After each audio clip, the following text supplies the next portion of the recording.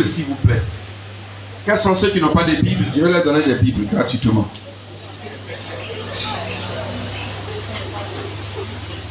Ouh, vous êtes nombreux, hein? Ah, s'il était une, deux personnes, mais vous êtes nombreux. Ça, c'est un grand budget. Et c'est pas normal que tu n'aies pas de Bible. Alléluia. Et puis il y a des vieux pères, des vieilles mères dedans, hein? Ça dit chrétien depuis 10 ans, 15 ans. Puis tu n'as pas de Bible. Alléluia. Le dimanche prochain, les Bibles seront disponibles. Amen.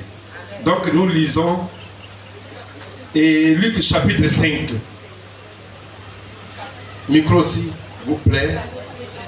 Il faut augmenter légèrement pour moi. Comme Jésus se trouvait auprès du lac de Génézareth et que la foule se pressait autour de lui pour attendre la parole de Dieu, il vint au bord du lac. Il vit au bord du lac 2 bacs d'où les pêcheurs étaient descendus pour laver leurs filets. Il monta dans l'une de ces bacs qui était à Simon. Il le pria de s'éloigner un peu de terre, puis il s'assit et de la barque, il enseignait la foule. Verset 4. Lorsqu'il eut cessé de parler, il dit à Simon, avance en pleine eau et jetez vos filets pour pêcher. Verset 5. Simon lui répondit, Maître, nous avons travaillé toute la nuit sans rien prendre, mais sur ta parole, je jetterai le filet. L'ayant jeté, il prit une grande quantité de poissons et le filet se rompait. Verset 7, il fit signe à leurs compagnons qui étaient dans l'autre bac de venir les aider. Il vint et il remplit les 2 bacs au point qu'elle enfonçait. Verset 8 qu'on peut compléter, peut ajouter, quand il vit cela, Simon-Pierre tomba aux genoux de Jésus et dit, Seigneur, retire-toi de moi parce que je suis un homme pécheur. Amen. Soyez bénis. Voilà donc rapidement, gloire à Dieu. Voilà, Jésus est arrivé au bord de la mer. Et ici, la foule le pressait, était venue autour de lui pour écouter la parole de Dieu. Alléluia. Et la Bible dit, là il y avait 2 bacs. Donc il y avait 2 pinasses. Si vous voulez, il y avait 2 grandes pirogues. Et parce que toute la nuit, il y a eu de la pêche. Mais la pêche de cette nuit-là, particulièrement, l'apôtre, le disciple Simon-Pierre, avait pêché la nuit-là. Et la nuit, il n'avait rien pris comme poisson. Et donc, sa barque était là. Donc, sa barque était 2e bac. Et il était assis. Et quand Jésus est arrivé, alors Jésus, il est monté dans la barque de Simon-Pierre. Écoutez bien, il est monté dans la barque de Simon-Pierre. Et quand il est monté, directement, il a commencé à enseigner, prêcher la parole de Dieu à tous ceux qui étaient là. Il a pris son temps. Et quand il a fini, il a fait face au problème de Simon-Pierre. Acclamons le Seigneur. Élève la main droite et nous prions, Seigneur, ta grâce, que cette parole apporte restauration, apporte délivrance, apporte victoire, apporte bénédiction, apporte repentance. Que toute la gloire te revienne. Amen. Donc, voici ce qui s'est passé. Gloire à Dieu. Et donc, quand Jésus est arrivé, Jésus savait bien que Simon-Pierre avait échoué la nuit. Amen. Avait échoué la nuit. Et là, Jésus est arrivé. Le besoin de Jésus, c'était quoi? De prêcher la bonne nouvelle aux gens. Amen. Et donc, Jésus ne s'est pas occupé tout de suite de Simon-Pierre. Mais il a utilisé la barque de Simon-Pierre pour accomplir, lui, Jésus, son besoin, sa volonté. Alléluia. Et lorsque Jésus a pris la barque de Simon, Simon aussi, heureusement pour lui, il ne s'est pas plaint. Alléluia. Amen. Mais il a laissé Jésus faire et il a laissé tout le temps Jésus faire ce qu'il veut faire de sa barque. La leçon à retenir de cela, nous étant disciples de Jésus, comme Simon-Pierre, nous devons accepter et mettre à la disposition de Jésus notre barque. Alléluia. Notre barque. Chacun a une barque. Ou alors chacun a des barques qu'il doit mettre à la disposition de Jésus. Et laisser Jésus les utiliser. Simon a mis à la disposition de Jésus cette barque et il a laissé Jésus cette barque l'utiliser. Amen. Et aujourd'hui, que peut être notre barque? Amen. Ta barque que tu dois laisser à Jésus, permettre à Jésus d'utiliser, peut-être ta maison. Par exemple, ta maison. Tu peux disposer ta maison pour que l'évangile, la parole de Dieu, la volonté de Dieu soit accomplie.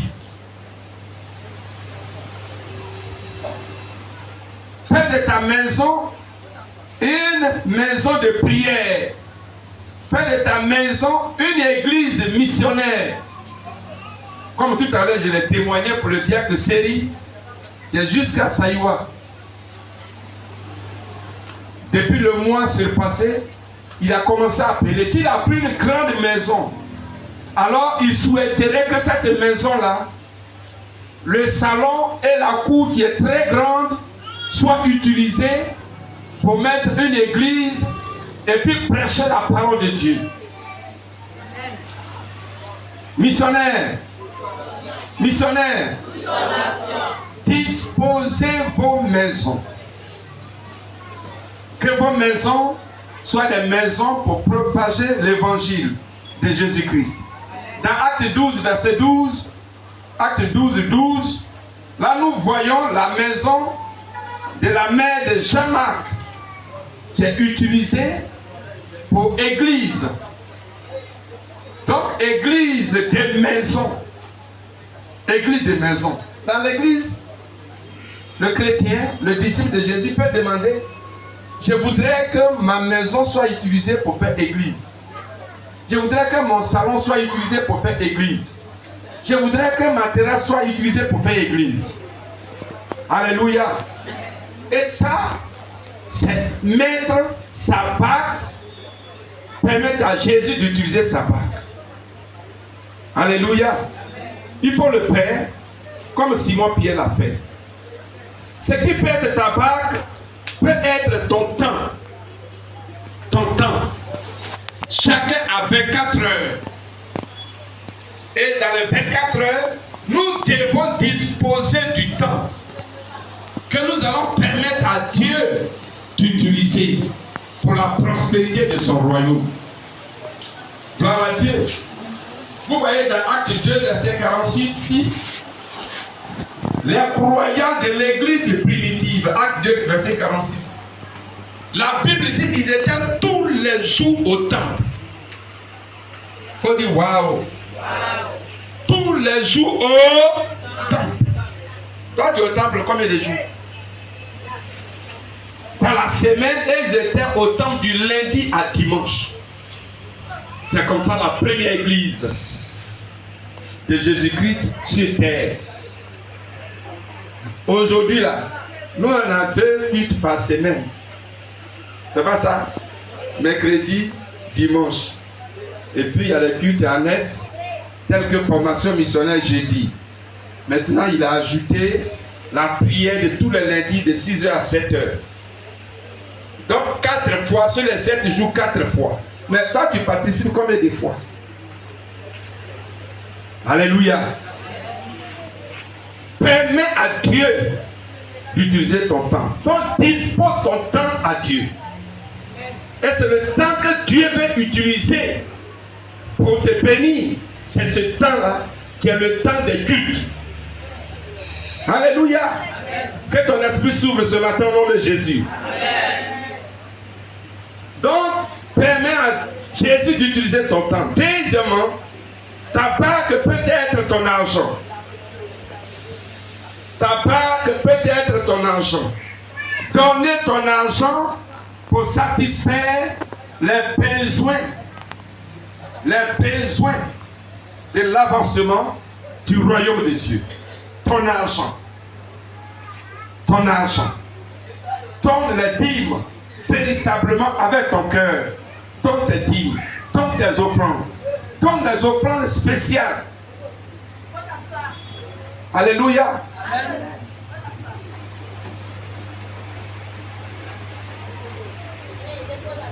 Le royaume de Dieu a besoin d'argent. Donc il faudrait que nous disposons notre argent pour faire avancer le royaume de Dieu. Ça, c'est une bonne Pâque. Alléluia. Fais-le dans Actes 4, verset 34 à 37. Quand les apôtres ont demandé à l'église, à toute l'église, d'apporter l'argent pour assister les frères et sœurs qui sont nécessiteux, la Bible dit, dans l'église, chacun allait vendre sa maison pour apporter l'argent. Chacun allait vendre sa terre pour apporter l'argent. Chacun allait vendre sa voiture pour apporter l'argent. Chacun allait vendre son champ pour apporter l'argent. Lisez la Bible.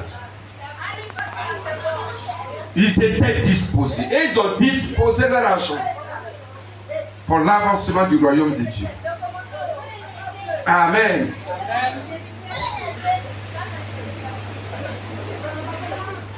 Une autre Pâque, ta force physique. Ta force physique.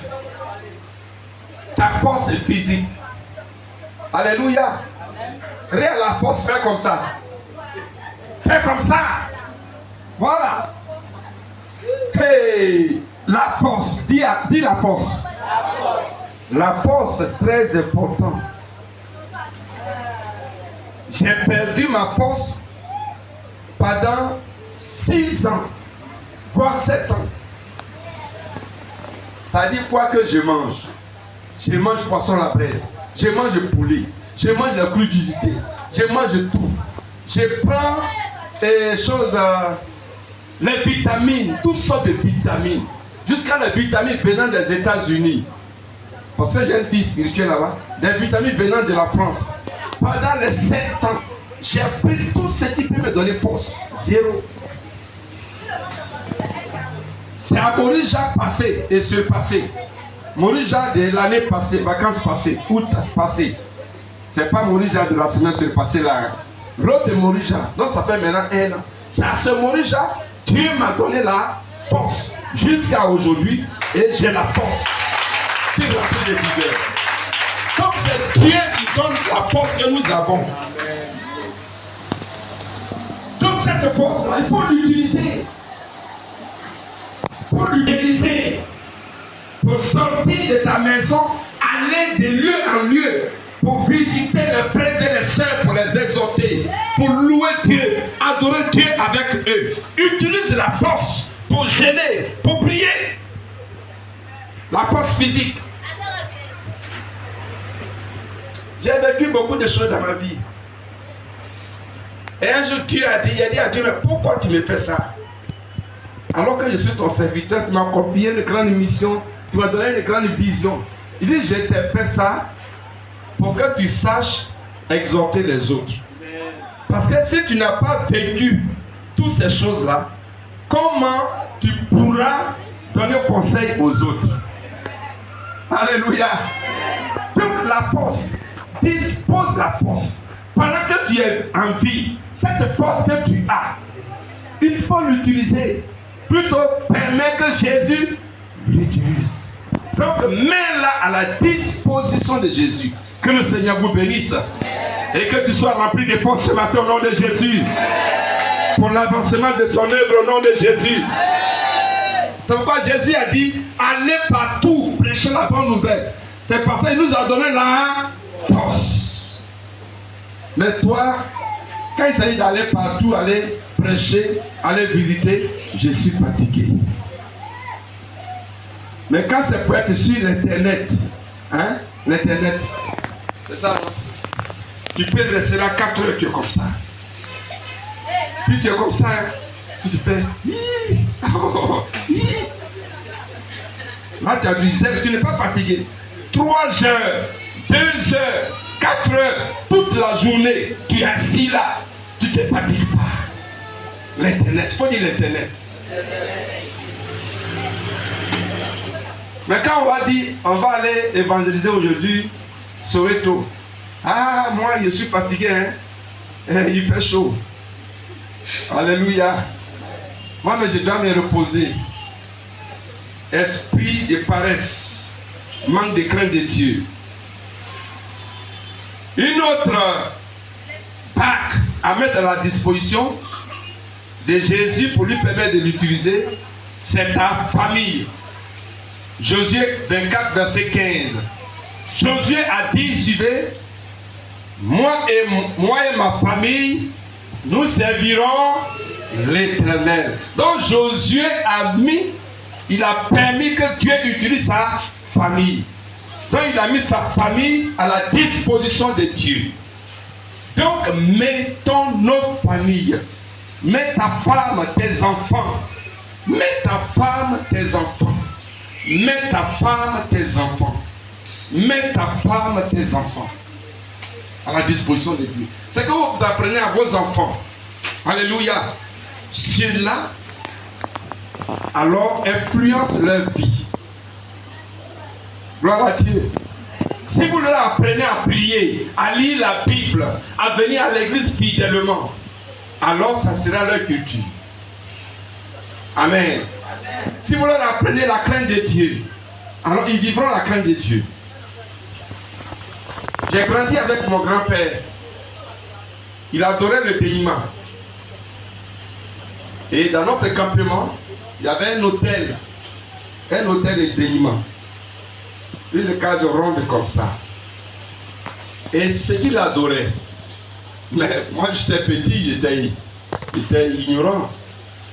Donc, cette adoration, il nous réveillait tous les jours, sans exception, à 4 heures du matin. Et nous, on est assis là, sommes-nous là. Et lui, il est là, c'est lui qui a la cloche à main. Et puis, il est en train de faire sa chose. Comme ça, hein.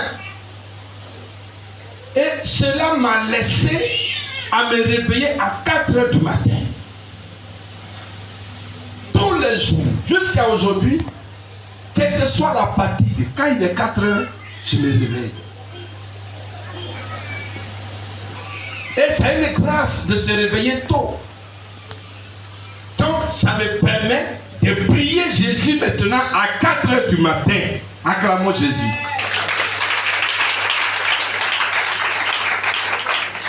Si je dors jusqu'à 4 heures passe, c'est que je ne me sens pas bien. Donc, ça m'a laissé une bonne habitude. Et je lui ai demandé quand j'étais petit, je n'ai pas oublié. Il dit, mais pourquoi on ne peut pas se lever à 8 heures pour prier? Il dit, non, on se réveille à 4 heures. Parce que tout être vivant, qui veut réussir dans la vie, doit se réveiller à 4 heures. C'est ça, non? C'est ça, non? Voilà, ceux qui veulent réussir se lèvent tôt, c'est ce qu'on dit. Donc il faut 4 heures du matin. J'étais petit au début, je me plaignais, mais après, et puis ça m'a aidé. Ça m'a laissé une bonne habitude. Je n'ai pas cru à ce déliement. Mais ce que ce déliement m'a laissé comme habitude, c'est de me réveiller à 4 heures. Puis j'ai grandi avec ça. Même après, pour chercher travail, j'habitais le campement ici de Koumassi. Moi, je me réveillais à 4 heures, sans problème. Quand j'étais jeune, à 92, 13, 14, jusqu'à 96, je pouvais marcher à 4 heures, à pied jusqu'au port, sans problème. Et j'arrive dans le temps, alléluia, même avant, j'arrive au port avant l'heure. Et ça a été une bonne habitude. Donc c'est pour vous dire, ce que vous apprenez à vos enfants, avec Dieu, cela leur sera profitable et très profitable au nom de Jésus. Amen. Alléluia. Amen. Et donc, quand Simon-Pierre, quand plutôt Jésus a fini d'enseigner, c'est là maintenant il va faire face à qui? À qui? À Simon-Pierre. C'est là maintenant il va s'occuper de Simon-Pierre. Alléluia. Donc quand tu laisses, tu permets à Dieu d'utiliser ta bague ou tes bagues, alors missionnaire, il s'occupe de toi. Comment Jésus s'est occupé de Simon-Pierre? Comment il a béni? C'est-à-dire, il a béni Simon-Pierre. Au verset 4, donc Luc 5, notre texte, au verset 4, lorsque Jésus eut cessé de parler, il dit à Simon, alléluia, il dit à Simon, missionnaire, si tu permets à Jésus d'utiliser ta bague ou tes bagues, quand il va les utiliser, il va te bénir, il te fera face. Et je crois qu'à partir de ce matin, Jésus te fait face, il s'est levé pour ta vie, pour te bénir au nom de Jésus. Amen. Tu n'as pas dit amen plus fort. Amen. Parce qu'il faut servir pour être servi. Dis servir pour être servi. Plus fort, servir pour être servi. Il faut servir pour être servi. Celui qui ne sert pas ne peut pas être servi. Voilà. Même quand tu travailles chez quelqu'un, tu es par exemple cuisinier, je ne sais pas, tu es servante ou bien boy, tu dois le servir d'abord. Quand la nourriture est prête, c'est lui qui sert premier. Et quand il est servi, maintenant, tu peux te servir. Alléluia. Donc servir pour servir. Ne pense pas que sans servir, tu seras servi. Ce n'est pas possible. Donc quand Jésus a fini, qu'est-ce qui s'est passé? Premièrement au verset 4, qu'est-ce qui s'est passé? On peut lire le verset 4, quelqu'un peut lire? Quelqu'un peut m'aider à lire le verset 4? Allons-y vite. Lorsqu'il eut cessé de parler, oui, il dit à Simon, avance en pleine eau et jetez vos filets pour pêcher. Merci. Donc quand il a fini, maintenant il dit à Simon, parce qu'il connaît le problème de Simon. Donc maintenant il va commencer à résoudre le problème de Simon. Et qu'est-ce qu'il lui a dit? Il dit avance en pleine eau et jette ton filet. Qu'est-ce que Jésus a en train de faire ainsi? Il est en train de montrer le secret de la réussite de Simon. Comment Simon va réussir à prendre beaucoup de poissons? Comment Simon va être béni? Il va lui montrer le secret. Donc missionnaire, quand tu sers Dieu en mettant tes biens à sa disposition, en mettant tes bagues à sa disposition pour te bénir, il te révèle le secret de la réussite pour ta vie. Dis amen. Amen.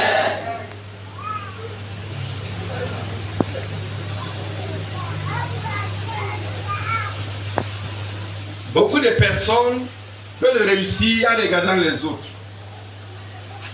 Mais selon la destinée, ta destinée, Dieu a un plan de paix et de bonheur pour toi. Et un plan spécial. Amen. Est-ce que toutes ces maisons ont le même plan? Non, répondez-moi. Non, chaque maison a son plan. Donc il y a un plan pour ta vie. C'est Dieu seul qui tient ce plan. Jérémie 29, verset 11. Il dit, j'ai un plan de paix. Donc il y a un programme qui est tracé. Donc Dieu dit à Simon, tu as échoué la nuit. Tu as péché, tu as échoué la nuit. Mais ce que je vais te dire, maintenant avance en eau profonde et jette tes filets. Est-ce que vous comprenez? Donc ici, Jésus lui montre le secret. Comment il va réussir la pêche. Quand tu mets ta barque à la disposition de Jésus, de Dieu, c'est comme ça, il te montre le secret. Et je déclare sur ta vie que tu reçois la révélation du secret du succès de ta vie au nom de Jésus. Amen. Alléluia. Amen. Tu ne seras plus dans la confusion au nom de Jésus. Amen. Dans Matthieu 2, verset 12, quand les mages partaient servir Jésus, l'adorer et le servir. Matthieu 2, verset 12. À cause de ce qu'ils vont l'adorer et le servir, donc ils se sont mis à la disposition de Dieu pour aller adorer Jésus. À cause de cela, Dieu leur a montré le secret pour les épargner du danger de la mort qui s'appelle Hérode. Parce que Hérode les attendait sur la route pour les tuer. Dieu leur a montré un rêve. Il leur a dit, là où vous êtes passé, en partant, en venant ici plutôt, au retour, ne passez pas par là. Et ils ont suivi cela. Et ils ont été délivrés des Hérode. Alléluia. Il y a un secret pour ton succès. Il y a un secret pour ta guérison. Il y a un secret pour ton mariage. Il y a un secret pour ton élévation. Il y a un secret pour ta promotion. Si tu es là pour acclamer, tu reçois au nom de Jésus. Il y a un secret. Et ce secret te sera dévoilé, exposé. Quand tu vas me permettre à Dieu d'utiliser tes barques, que le Seigneur vous bénisse. Que le Seigneur vous bénisse. Deuxième chose, bénédiction de Jésus pour Pierre. Qu'est-ce qu'il a fait? Quand Simon a permis à Jésus d'utiliser sa barque, deuxième bénédiction, Pierre a pris une grande quantité de poissons. Alléluia. Acclamons le Seigneur. Et Pierre a eu une pêche. Écoutez bien. Comme il n'a jamais pêché. Il a pris une grande quantité de poissons comme il n'a jamais pris auparavant. C'est pourquoi Pierre s'est mis à genoux et il s'est couché, attrapé les pieds de Jésus, tremblant. Il a eu peur dans la joie. Alléluia. Amen. Alléluia. Amen. Je déclare à partir de ce matin que toutes tes pêches, tout échec dans ta vie, là où tu as eu peu, là où tu as eu très peu, à partir de ce matin, un miracle, parce qu'il y a une pêche, une récolte, un résultat d'abondance et de surabondance s'accomplit dans ta vie au nom de Jésus. Avec Dieu, nous sommes plus que vainqueurs. Donc plus de bénédictions, plus de grâce, plus d'élévation, plus de domination, plus de succès, plus de victoire, plus de prospérité. Tout est plus. Nom de Jésus. Alléluia. Pierre était un pécheur expérimenté. Alléluia. Il connaît bien la pêche depuis qu'il est né petit jusqu'à il a grandi, jusqu'à ce que Jésus l'appelle. Mais ce jour-là, ça a été une pêche miraculeuse. Alléluia. Une vie miraculeuse commence dans ta vie. Une guérison miraculeuse commence dans ta vie. Un mariage miraculeux commence dans ta vie. Une stabilité miraculeuse commence dans ta vie. Un avancement miraculeux commence dans ta vie. Une élévation miraculeuse commence dans ta vie. Une protection miraculeuse commence dans ta vie. Dans le nom de Jésus. Au-delà du naturel. Parce que quand tu es chrétien là, Dieu doit te bénir. Alléluia. De manière exceptionnelle. Hors du commun. Alléluia. Amen. Si tu es béni comme tout le monde est béni dans la vie, non, c'est pas normal. Mais c'est le surnaturel. Que le Seigneur vous bénisse. Amen. Que le Seigneur vous bénisse. Amen. 3 ans bénédiction. Quand Pierre donc a fait une grande pêche et que sa barque était remplie, qu'est-ce qui s'est passé? Dieu a disposé des personnes pour venir l'aider. Dis Amen. Amen. Dis Amen. Amen. C'est la même chose qui se passe. Lorsque on se dispose à permettre à Dieu d'utiliser nos barques, Dieu aussi suscite des personnes pour nous aider. Lève la main. Pour nous aider. Là où tu es, tu penses que c'est fini. Les gens t'ont tourné dos. Mais Dieu permettra que d'autres personnes sortent de l'extraordinaire. Sortent de là où tu n'as pas espéré. Sortent de là où tu penses qu'il n'y a personne. Sortent de là où tu penses que personne ne te connaît. Ils sortiront de nulle part. Et ils viendront. Ils agiront à ta faveur au nom de Jésus. Amen. Alléluia. Amen. Quand tu es dans la mission de Dieu, quand tu es dans la volonté de Dieu, je l'avais témoigné un jour ici. Je venais d'Accra en mission à Koforidouar et au milieu de la route, en pleine forêt, à 2h du matin, le pilier de la voiture a explosé. 2h du matin. J'étais avec le pasteur Soirée de la Sierra Leone. Mais comment nous allons faire? Tellement les voitures qui passaient, nous on avait peur. Parce qu'on sait qu'au Ghana, afin de tuerie, enlèvement, sacrifice humain, c'est plus qu'ici. Hein. Donc on craignait un peu. Mais il y a eu 2-3 voitures qui sont passées. La 3e voiture, elle est venue rapidement garer. Ça qu'on l'arrête. Elle est venue garer rapidement.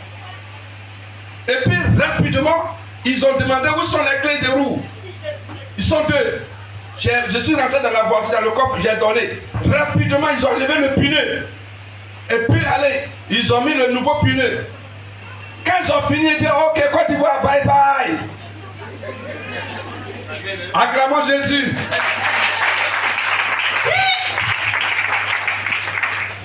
Mais on a trouvé ça bizarre.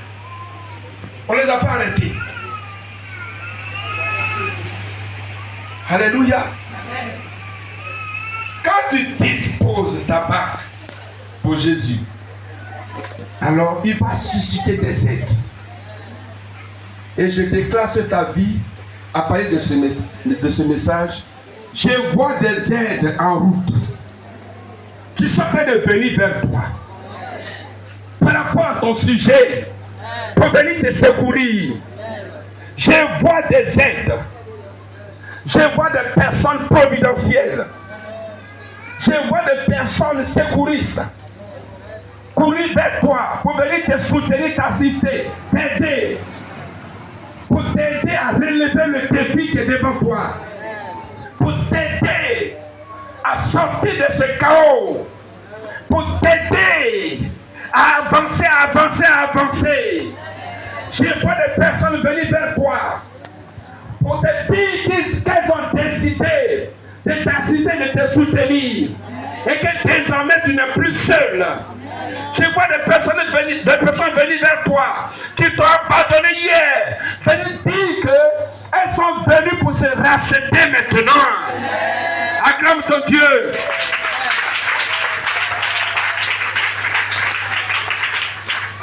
Alléluia. Tabitha a servi Dieu. Elle était en train de coudre chaque jour des traitements pour les orphelins, pour les veuves. Et à cause de cela, quand elle est morte, Dieu a suscité Jean et Pierre qui sont allés. Ils étaient en train de rendre visite et puis ils sont tombés sur elle. On dit elle est morte. Alléluia. Et ils ont prié. Elle est ressuscitée. Gloire à Dieu. Ils l'ont mis à la morgue. Tabitha a été mise à la morgue. C'est ce que la Bible dit. Dans une chambre haute pour attendre l'enterrement. C'est là-bas. Ils sont allés. Ils l'ont ressuscité. Gloire à Dieu.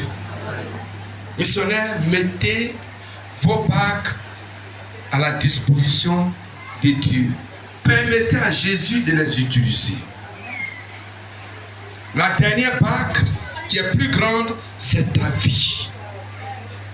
Alléluia. C'est ta vie. Mets ta vie à la disposition de Dieu. La dernière bague, ta vie.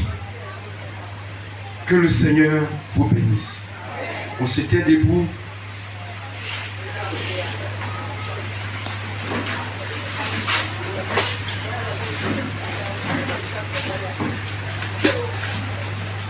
On se tient debout. Nous levons les mains. Nous levons les mains. Nous levons les mains.